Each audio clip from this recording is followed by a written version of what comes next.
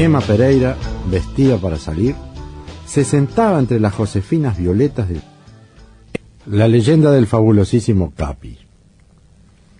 La leyenda cuenta que todos los 8 de febrero de los últimos 20 años, a las 9 de la noche, Emma Pereira, vestida para salir, se sentaba entre las josefinas violetas del jardín de su casa y permanecía 1, 2 y hasta 3 horas escudriñando el cielo en dirección a las estrellas del sur, esperando la aparición de un hombre.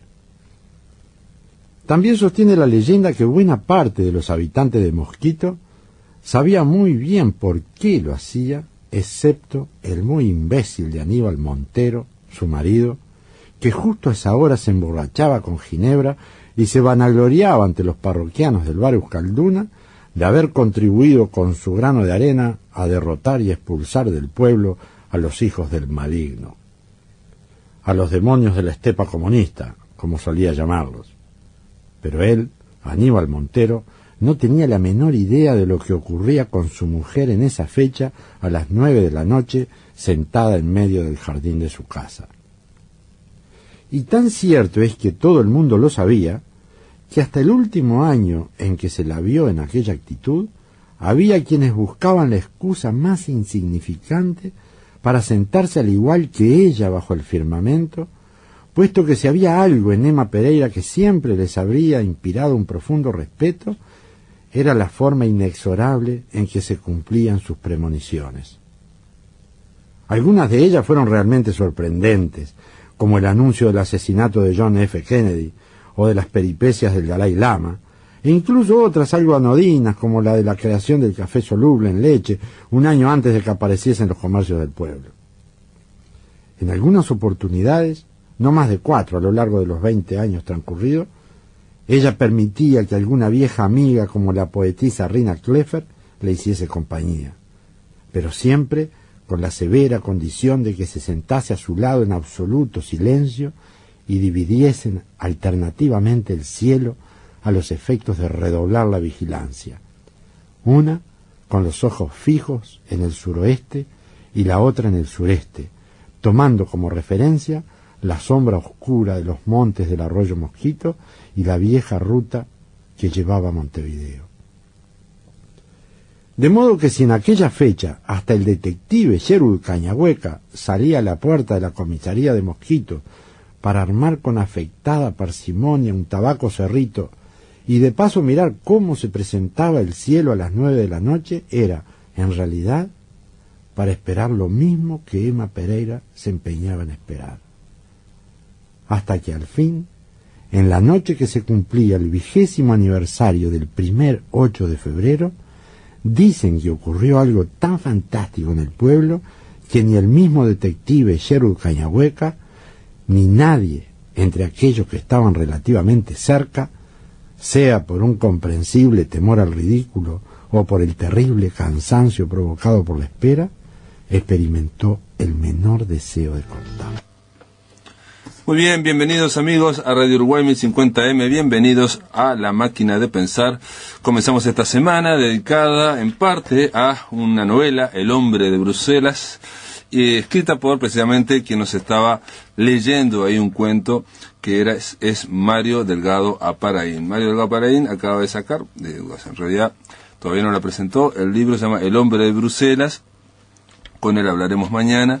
El hombre de Bruselas, básicamente, después de inundarlo bajo una lluvia inclemente, Mario Delgado se propone, a través del narrador Correa, incendiar el pueblo, el mítico pueblo de Mosquitos, y ese narrador entra en esa ficción, dispuesto primero a prenderlo fuego y si no, a volar, y bueno, no voy a contarlo más, pero en realidad hace todo un juego de cajas chinas Mario Delgado Aparaín, que no sabemos al final, o sí sabemos, pero no sabemos cómo lo logra, quién es quién está en el plano de la realidad, quién está en el plano de la ficción.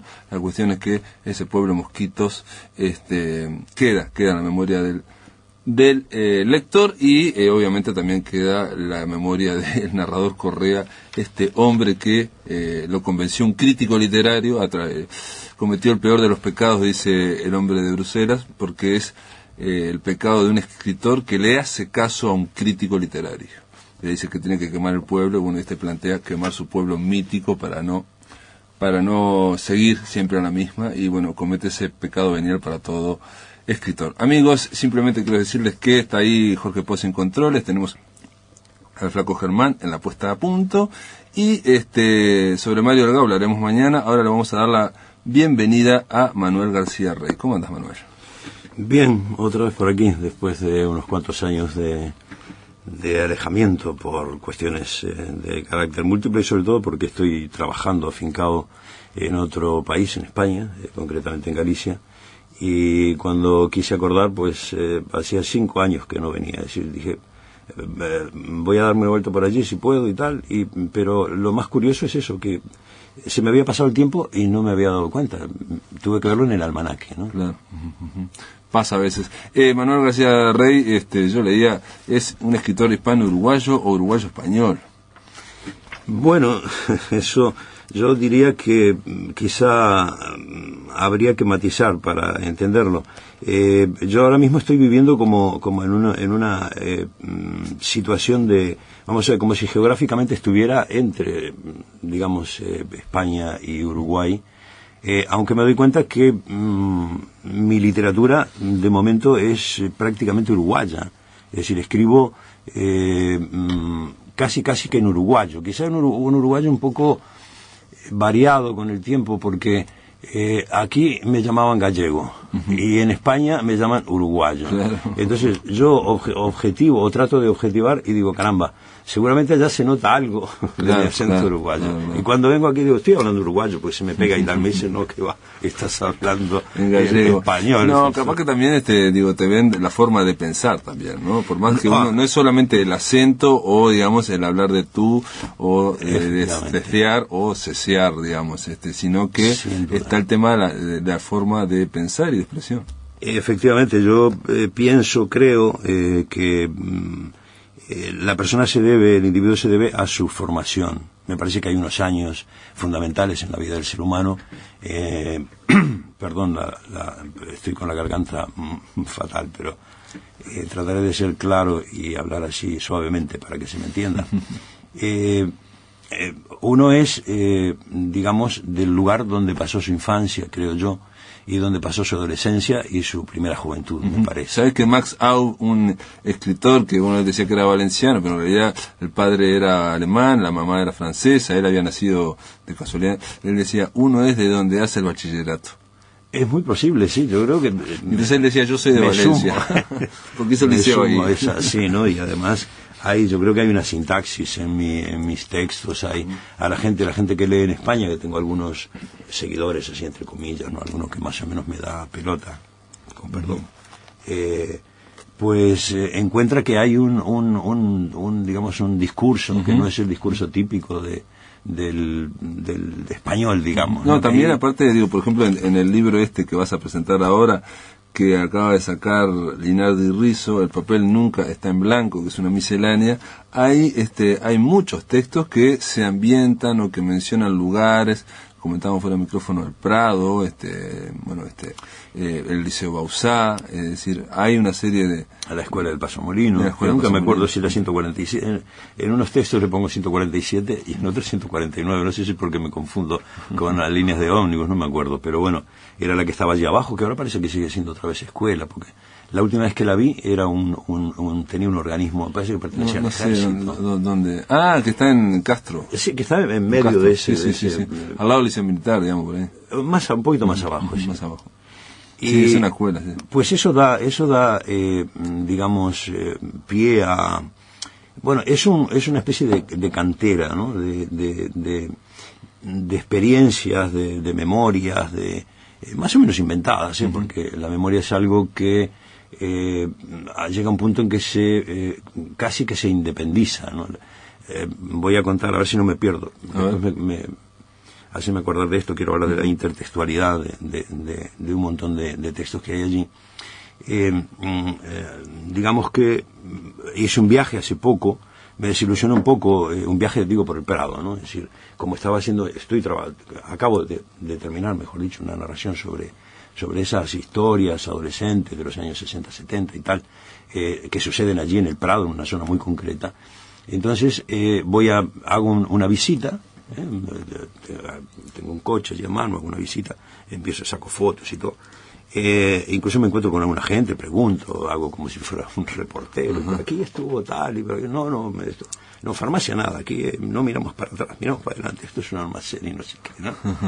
Y voy a una esquina, había 2 almacenes, que además yo los tengo, eran reales, los 2 almacenes juro que eran reales. Bueno, no existía ninguno de los 2, pero bien, uno se parecía un poco, era más pequeñito, con unas ventanitas de estas, tipo casas de estas planitas, chatitas, ¿no? Estas ventanas de, no sé si tendrán 1 metro por 1 metro, ¿no?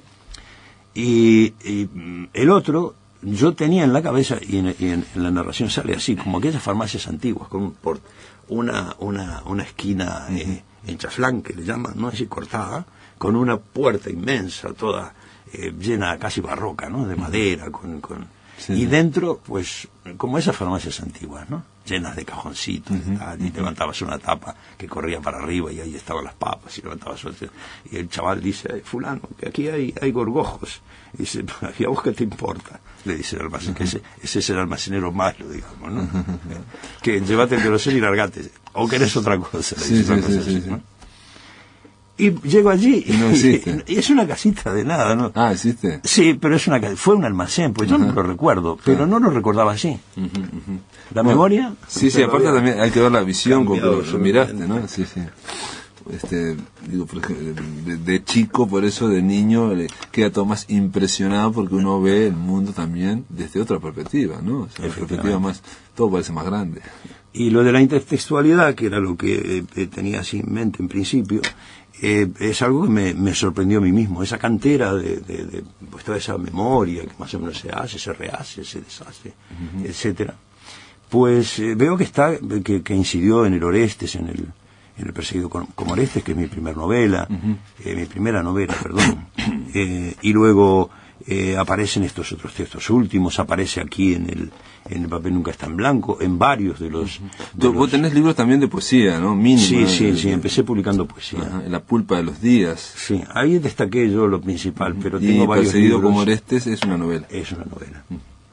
Y entonces, me doy cuenta que eso que se dice, que uno explica como profesor de literatura, que es, como los autores tienen, uno lo explica de fuera, ¿no? Sí.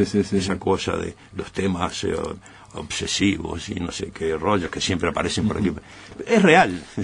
Noto que yo voy y vuelvo de las mismas cosas, no salgo al patio pero vuelvo otra vez a la cocina. En este libro de misceláneas mencionás hay muchas citas, digo, no sé si intertextualidades, pero referencias, pero en otro momento a mí me pareció ver textos o formas de hablar que no están dichos explícitamente. Concretamente a Borges, vos creo que no lo mencionás casi nunca, pero escribís fragmentos que son de Borges, digamos, ¿no? O sea, cuando ahora habla de un pensamiento, no sé si lo pienso yo o soy pensado por él, o en otro momento dice el otro, yo mismo, yo no sé quién está escribiendo esto, te lo preguntás, son todas referencias, ¿no? Sí, son temas, otra vez, ya que hablaba de las obsesividades, pues a micrófono cerrado también hablábamos del realismo, ¿no? Yo no puedo decir que sea antirrealista, en realidad es que no creo en el realismo más que como una manifestación de un momento literario en donde el escritor cree que lo que ve lo puede explicar, y lo puede explicar pues por elementos sociales, elementos económicos, políticos, etcétera, ¿no? No es que no lea, exactamente, no es que no lea Balzac, a mí Balzac me encanta, unas partes más que otras, ¿no? Tolstoy, si lo queremos meter en el mismo paquete, o Galdós, o Dickens, ¿no? También, sí. O Dickens, exactamente. Pero yo ya no creo en esa realidad, yo no puedo hablar de esa realidad, no puedo pintar esa realidad, no me interesa pintarla, no sé si podría. Si viene Planeta y me dice, oye, claro, pago, te ganas el premio Planeta, te dice, ¿no? Entonces, pienso, porque esas cosas pueden ocurrir, o por lo menos me quito de la enseñanza y me dedico a escribir, que es lo que más me gusta, ¿no? Entonces, el realismo es algo que tuvo su momento, digamos, porque se creía en él. Yo no creo en él, yo voy por la calle, mi cabeza está funcionando, a lo mejor estoy, bueno, eso ya aparece en Joyce, ¿no? Es como tú vuelas, tú te sales de ti mismo, vuelves, estás en Marte y y aparte cada uno tiene su propia versión del mundo, ¿no? Efectivamente. En realidad cuando hablamos del mundo estamos hablando como de algo que consensuado ahí, que todo el mundo hace como que estamos hablando de la misma porque cosa. A una hora concreta nos encontramos, día, hora, esquina, nos encontramos y para eso nos sirve, eso es maravilloso. Que confiar en que todos estamos hablando de lo mismo, pero en general no estamos hablando exactamente de lo mismo. Ahí hay otro problema del lenguaje en cuanto a las ambigüedades. Cuántas veces uno deja a lo mejor de recibir cartas o en este caso emails porque se pregunta, ¿no? Bueno, sin saber por qué, mejor dicho, se pregunta qué habrá pasado y tal, ¿no? Y a lo mejor relee lo que escribió y en otra ocasión y lee de otra manera lo que él mismo escribió y dice, pero yo no quiero decir eso, ¿no? Claro, y la otra persona a lo mejor leyó. A ver si me explico, el lenguaje también tiene y el lenguaje, bueno, y esos juegos, el propio hombre, la propia hombre, la mujer, no somos solo lo que tenemos conciencia, el 10% lo que tenemos clarito, todo como somos. Efectivamente. Hay una parte que no somos conscientes y esa parte también juega su partido y se arman unos líos bárbaros a veces. Manuel García Rey, después de la pausa vamos a continuar hablando de este libro, El papel nunca está en blanco, pero te voy a preguntar de un par de referencias. En concreto te voy a preguntar de Buñuel, de Armonía Somers, de Onetti y de los Beatles. Y continuamos aquí en La Máquina de Pensar con Manuel García Rey, hablando de, bueno, yo te planteaba, Manuel, pasar a hablar de El papel nunca está en blanco. Es un libro de miscelánea, es un libro que muy heterogéneo, donde hay textos breves, hay otros que son un poco más largos, y donde hay reflexiones, hay cuentos, hay reflexiones, hay como pequeños relatos costumbristas, y en un momento me llamó la atención porque no se lo menciona habitualmente, digamos, por lo menos yo no lo leo, El adiós de Buñuel. Hablas de Buñuel, de Luis Buñuel. Sí. A mí me impactó. Adiós a las ranas, dice. Sí, adiós a las ranas. Eso hace referencia, es algo, digamos, que surge de la lectura de las memorias de Buñuel, Mi último suspiro. Que son extraordinarias. Exactamente. A mí me dejaron así, bueno, me impresionaron mucho. Bueno, no me voy a meter ahora en el libro, que me gustaría que los... Pero es un libro bárbaro, sí. Yo lo leí dos veces en determinado momento y es increíble. Mi último suspiro. Sí. Bien, en ese libro hay muchas cosas, incluso que aprovecho yo así, entre líneas en algunos, porque son como esas cosas que uno ve y luego no olvida jamás, ¿no? Por ejemplo, hay uno en donde, bueno, cuenta simplemente como en una procesión que querían que lloviera y tal, y no llovía, entonces tiraron a la Virgen al agua, pasaban por un puente y parece llovía. No, parece que se habían enojado con la Virgen. Claro, al agua, no resultaba, entonces no, cuenta unas cosas de lo más extravagantes, pero impresionantes, ¿no? Lo de las ranas no me acuerdo. El adiós a las ranas es el adiós definitivo que le da la vida, es decir, porque él siempre él sostiene muy a menudo, ¿no?, que no quiere a los seres humanos, que los seres humanos son así, espantosos y crueles y no sé qué, llenos de defectos y tal. Y que no le importaría que tiraran una bomba atómica y se muriera pues la mitad de la gente del planeta. Dice, y no me importaría que yo estuviera entre ellos, afirma, ¿no? Para que no se piense que uno está haciendo el facha y diciendo, mato a aquellos que son los malos y yo me pongo en el grupo de los buenos, que es lo que hace casi todo el mundo, ¿no? Y simplemente es el intento de, bueno, intentos no. Él me parece que es un momento que también está como pensando que si habrá vida en el más allá, me queda poco, porque en realidad queda un año, entonces que se imaginaba como que la vida más allá, y él iba a estar flotando, de repente se golpeaba contra un gato, y después se golpeaba contra una momia. Bueno, esas son historias que se me ocurren a mí, quiero decir. Yo saco de una cosa otra. Saco, bueno, lo que te decía al principio de esa realidad en la que uno está metido y que yo termino por asumir, así como Buñuel dice que asume al final, dice, a los 60 años por fin asumí que deseaba a mi madre. Una cosa así de estas barbaridades, ¿no? ¿Y qué? ¿Y qué pasa? Imagino que tengo mi madre, ¿y qué pasa? Y ahí no pasa nada, ya estoy tranquilo, ¿no? Entonces, hay un mundo en el que uno vive que es el mundo de las cosas reales, porque uno, eso, el reloj, todo aquello, ¿verdad? Tu hora de clase, tu salida del fin de semana, vos organizás la agenda, ¿no?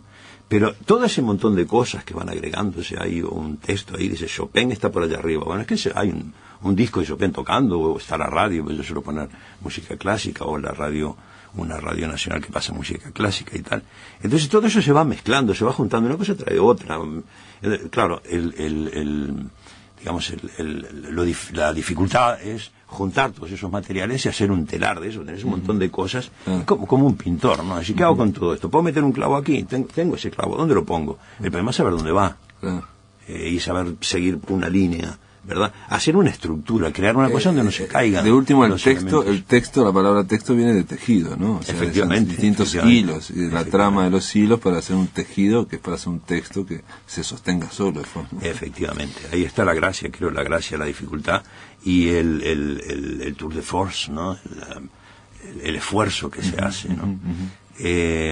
Hablas de Onetti también, me sorprendió porque lo comparás, haces una comparación sorprendente para mí, porque lo comparás con pintores a Onetti, lo comparás con Bacon y con Antonio Saura, ¿no? Sí, bueno, yo soy un... Y sabes que Onetti ahora se descubrió recién ahora, digamos, porque salió hace 2 años con el centenario, un libro de cartas al joven Onetti, ¿no? Que sacó Trilce, cartas recién, digamos, salió, y cartas de un joven escritor, dando una visión de Onetti absolutamente distinta, porque vemos un Onetti joven tratando de que lo editaran, tratando de meterse en concursos, tratando de hacer una cooperativa editorial y que publicaran su libro, o sea, todas esas cosas, y en un momento lo que se descubre, que eso es lo que llama más la atención en esas cartas, es todo lo que le interesaba a él, la pintura.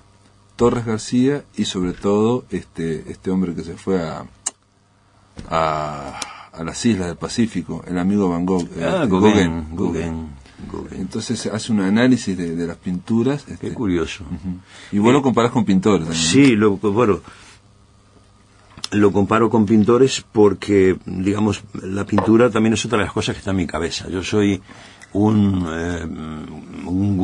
degustador de pinturas. Y bueno, llamarme degustador es un poco presumido tal vez, pero me gusta mucho la pintura, conozco bastante, tengo mucha pintura en casa, pintura reproducida, pintura... Sí. ¿Y qué pintores te gustan? Me gusta muchísimo, por ejemplo, Matisse, Maque, todo el expresionismo me parece impresionante. Bueno, ahora Bacon, que acaba de morir, al que también relaciono con Bacon. Y lo que pasa es que Bacon es un pintor... Freud también murió, Lucien Freud. ¿Yo quién dije? Bacon. Pero Bacon ya se había muerto. No, estaba pensando... Lucien Freud. Un lapsus. El que se murió era amigo de Bacon, ¿no? Lucien Freud. Exactamente, a ese quería referirme. Estaba hablando estos días de él también, con amigos. Y quiero decir, bueno, que Bacon iba por el mismo camino, ¿no? El que veo en Bacon es... digamos, o lo que tiene que ver con Onetti, perdón, vamos a pasar la cinta para atrás, porque con esta confusión me lié. La cuestión es que, ¿por qué me parece que tiene algo que ver con Bacon? Bueno, en esos desgarros, si yo veo a Bacon como un pintor que, si yo tuviera un cuadro de Bacon, pues lo tendría escondido. Lo vería una vez, claro. Tengo reproducciones de él. Exactamente. Es la sensación la que tiene uno cuando lo mira de la cosa más bueno, como imaginemos que uno ve un cuerpo destrozado en dolorosa, la calle, ¿no? Eso te va a decir, sí, dolorosa, ¿no? sí, del ser humano sufriendo, escarnecido, digamos. Exactamente. Y vos decís que Onetti también. Y Onetti tiene unos giros por ese lado. Onetti, yo tengo con Onetti, y vi que mucha gente también lo tiene, una especie de sentimiento amor-odio, ¿no? Es decir, yo volví a comprar, había perdido La vida breve, volví a comprarlo en España y empecé a leerlo y no fui capaz de pasar de la página 60. Y no puedo decir porque no me gustara, sino porque por la densidad, ¿verdad? Sí, aparte transmite un ambiente que a veces pesado, te puede aplastar, ¿no? Te puede deprimir directamente, sí. Te puede deprimir. Él, por ejemplo, en El astillero, una vez le preguntaron qué quería hacer con El astillero, cómo lo identificaba la novela El astillero, que quizás no es tan pesada como como La vida breve, y dice, y es como si un día de lluvia alguien te regalara un sobre todo mojado. Creo que está muy bien. Pesado, algo pesado, algo muy incómodo, ¿no? Sí, que no se sabe para qué sirve, ¿no? Claro, pero bueno, también me pasa que agarro el libro y leo un capítulo, cualquiera, si estoy en una página concreta, busco el principio del capítulo, lo leo entero, y digo, qué barbaridad, qué capacidad tremenda para conseguir esa estructura del capítulo. Parece que vale por sí mismo, aunque no sepas nada de los personajes hacia adelante o hacia atrás, ¿no? El texto está escrito con una gran intensidad, digamos, se sostiene solo, digamos, ese capítulo. Y con una estructuración asombrosamente bien hecha, ¿no? Vos como que destacás de él, destacás El Pozo, y destacás La vida breve, hablas un poco de Tiempo de abrazar. Pero hablo de Tiempo de abrazar. Yo me quedo, que no sé por qué, digo ahí que tengo un afecto especial por esa obrita, que está inacabada además. Es una obrita en donde sería interesante, seguro que los críticos ya lo han parado en destacarlo, en donde se habla del sexo. Estamos en el 1930 y pico, ¿no? Sí. Y se habla del sexo de una manera descarada, pero digo, abierta completamente, ¿no? Es decir, hay dos amores allí, que yo cito, bueno, que están en el texto, quiero decir, ¿no? Y que, digamos, le dan a su literatura una modernidad, un plus, que recién se retoma, yo creo. Bueno, no conozco todo lo que se publicó en ese tiempo, pero yo por lo menos no conozco nada antes de Armonía Somers, esa especie de bofetada. Bueno, muy bien, Manuel, ya que la pones en el sobre la mesa, después de la pausa te voy a preguntar, te pregunté sobre Onetti y sobre Buñuel, te voy a preguntar sobre Armonía Somers, vos que escribiste un ensayo sobre ella. Si ustedes van al blog de La Máquina de Pensar y cliquean en José Manuel García Rey, van directo al ensayo que escribió Manuel sobre Armonía Somers, de la que vamos a hablar después de la pausa, cuando volvamos aquí en La Máquina de Pensar. En el aire de Radio Uruguay, La Máquina de Pensar. En La Máquina de Pensar con Manuel García Reis. Él es autor de El papel nunca está en blanco, un libro que se va a presentar, creo, o no se va a presentar dentro de poco. No lo sé, no me dijo nada Álvaro Rizzo, no sé. Voy a presentarlo probablemente en otros medios, por ejemplo en un SERP de Atlántida, por una iniciativa privada, digamos. Sí, en particular. Bueno, pero eso sirve. Antes de la pausa yo te preguntaba por Armonía Somers. Sí, tuve el privilegio de conocer a Armonía Somers, ahora que pasó por aquí Rafael Varela.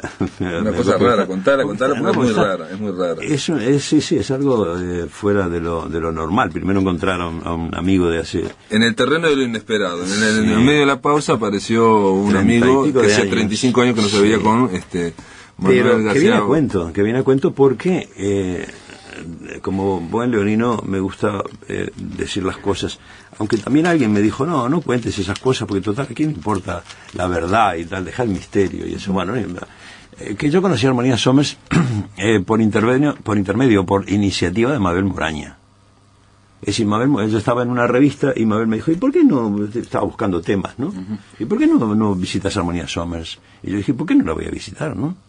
Entonces leí, me metí mucho con ella, con sus materiales y tal, y bueno, entonces preparé 21 preguntas, porque ella decía que el 20 no le gustaba, tenía un problema con el número. ¿No fue con Alfredo Fresia eso? Sí, yo después lo agregué a Alfredo, porque Alfredo hizo una pregunta. Entonces yo dije, tengo que estar bien con Alfredo y tengo que agregarlo al asunto, porque él hizo una pregunta. Y me pareció muy bien que le hiciera, porque era una pregunta, era más sutil que yo, era más vaqueano, estaba más... yo era muy, digamos, tiernecito en la historia literaria, y seguramente él preguntaba con otras intenciones, en fin, con mayor sabiduría probablemente. ¿Cómo te impresionó Armonía Somers? Yo trato de mostrarlo en dos textos allí que tengo relativos a ella. Me impresionó como una persona sutilísima, muy inteligente, con mucho don de gentes, muy amable, muy generosa, muy muy crítica también.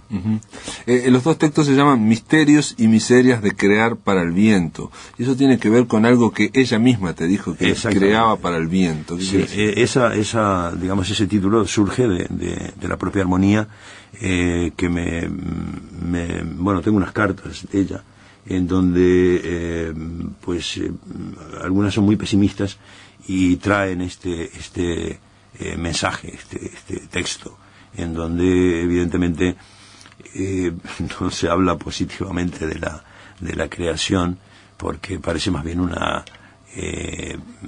un sufrimiento, ¿no? La parte de los misterios quizás sea lo más interesante, puesto que a través de la literatura, pues sí, se puede entrever, se puede, participar a lo mejor de otros mundos, eso que se llaman misterios, ¿no? Asomarte al mundo de otra forma también, ¿no? Efectivamente, mundos que en general están, digamos, ocultos en ese discurso que uno tiene de lo que es el mundo, no figuran, digamos. Pareciera que el mundo es así y no tiene un 90%, reitero, digamos, nosotros los seres humanos tenemos un 90% de inconsciente, por ejemplo, ¿no? Efectivamente. Pareciera que todo fuera solo el 10%, lo tendríamos todo claro y nos peleamos en esa, o nos queremos o nos peleamos en ese territorio, cuando en realidad hay otro territorio más extenso, ¿no? Más profundo.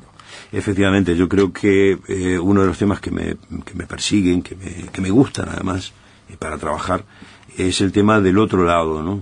No quiero citar al autor de esa frase, al otro lado, creo que todo el mundo sabe quién es, que se llama Julio Cortázar. Ajá.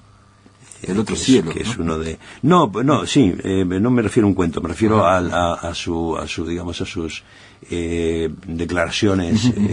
Mencionás también, pero muy por arriba, en un momento mencionás a Felisberto, y entonces si yo fuera como Felisberto, tal cosa, si yo escribiera dicho en palabras Felisberto, una amistad o algo así, digo... No tuve ese privilegio. En todo caso es un juego literario en el cual uno sin decir dice, ¿no? No te voy a repetir que esto, tampoco te voy a decir que tal, ¿no? Entonces es un poco el juego literario que implica pues ir juntando un poco, dando pistas, ¿no? Generar o facilitar las lecturas de entre líneas, ¿no?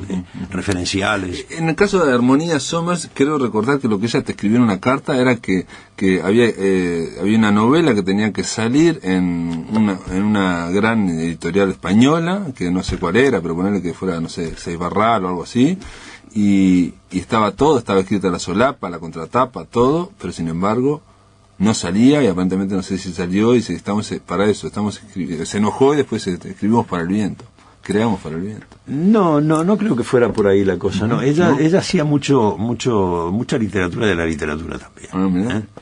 ¿En qué sentido? Sí, ella se quejaba, bueno, había escrito esa novela que ni siquiera creo que fuera la última. Los elefantes no comen mandrágora, que estuve dando la vuelta con los títulos, hasta que al final, hablando con ella, al final ya había llegado a ese, estoy hablando de los años 70 y cerca del 80, ¿no?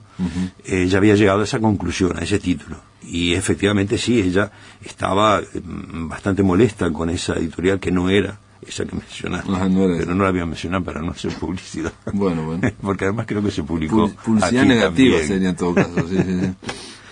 Y entonces simplemente estaba molesta por ese fenómeno puntual. No, ella se quejaba de todo, en ese sentido era muy especial, se quejaba siempre de que no era bien tratada por los editores. Y no voy a decir de qué libro, pero ella decía, no cuenta ahí además, ¿no? Siempre voy por ahí a las ferias, a las librerías y tal, y me encuentro siempre este libro, no voy a decir cuál es, nuevecito, digo, como si, ¿entendés, no? Como si estuvieran reeditándolo sin decirle nada a ella. Y no le pagaban y siempre decía, esto es como Juan Díaz de Solís, aquí llegás y te matan a flechazos. Claro, que siempre se está llegando, digamos, se está inaugurando todo. Sí, pero en el sentido pesimista, ¿no? Como que no te ayudan, como que no había una industria editorial que la apoyara, digamos. Efectivamente. Y ella tuvo dificultades porque su literatura es ya fuera de lo que era ella y su psicología y sus maneras. Su literatura es una literatura difícil, es una literatura rugosa, es una literatura pedregosa, no sé cómo llamarle, ¿no? Son textos. Vos llegás a decir que por ejemplo, que solo los elefantes se encuentran mandrágora, que es la novela póstuma, como que es un texto difícil, que a vos no te... Es difícil, es muy difícil, sí, para mi gusto es un texto que no... ¿Qué es lo que más te gustó de ella? ¿Una mujer desnuda? ¿La mujer desnuda? La mujer desnuda me gusta, vamos a ver, no es la que más me gusta. No. Creo que el momento en que sale esa novela, como esas porque en la vida creo que hay circunstancias que la propia ocasión las favorece. Y el caso de la mujer desnuda creo que fue la situación misma, el año, el momento, surgió justo en el momento que tenía que surgir. No. Es una novela, yo creo que, no voy a decir que imperfecta, sería un caradura, ¿no? y un atrevido. Pero es una novela que me parece que no tiene la mejor literatura de ella. Ajá. ¿Y cuál te gustó más? Yo creo que la calle del viento norte, como cuento ya, unidades pequeñas, creo que están mejor sostenidas. No quiero quedar mal con los de armonía, porque bueno, es mi gusto, quiero decir. Sí. Bueno, Onetti, por ejemplo, lo que decía de Armonía Sommer era que le había gustado la primera novela, La mujer desnuda, pero después decía que se había dedicado a macanear, que había como surrealismo a propósito, algo así. Pero eso decía Onetti. Y también decía, increíblemente, lo decía de Felisberto, que a él le había gustado hasta por los tiempos de Clemente Collin, bueno, de Caballo Perdido, por Tierra de la Memoria, pero después nadie encendía las lámparas, que mucha gente considera que es extraordinario. Él decía que macanea. Sí, o sea, son visiones de lectores, ¿no? Efectivamente, ahí entramos ya en un tema muy complejo, muy amplio, que implica pues la cosa personal, la mirada personal, que ilumina partes, deja otras oscuras. También es cierto que el artista en general tiende, digamos, a tener momentos de frescura y tiende a repetirse. O a tener, no podemos negarlo. O se le nota el oficio también a veces, ¿no? Y en realidad se repite. Lo que pasa es que el problema es cómo se repite. Si se repite bien o se repite mal. Si está haciendo estereotipo de sí mismo, si se está imitando, como aquel que decía que era una especie de chiste, ¿no? Que decía, porque yo creo que no es real, pero bueno, que había un concurso a ver quién de imitadores de Julio Iglesias, y que Julio Iglesias estaba allí y que no salió primero. A ver si me explico, ¿no? Entonces, en ese sentido, creo que, bueno, eso que llamábamos hoy obsesiones, ¿no? Esas cosas se repiten. Lo que pasa es que también lo que hablábamos a micrófono cerrado de la pintura de Ricardo Mesa. Tú ves allí las vacas que hacen como un círculo, ¿verdad? Y más o menos son vacas. Pasas al siguiente cuadro, ves unas vacas que ya son menos vacas. Es decir, con unos colores van variando también, porque eso, ahí está el juego en la variación de los elementos, de la textura, del color, porque eso es lo que vale. Y llegas al último cuadro y ya no hay vacas. Sí, pero que no es tanto lo que importa que haya vacas, sino el estilo personal, digamos, con que reproducís ese las variaciones que hace.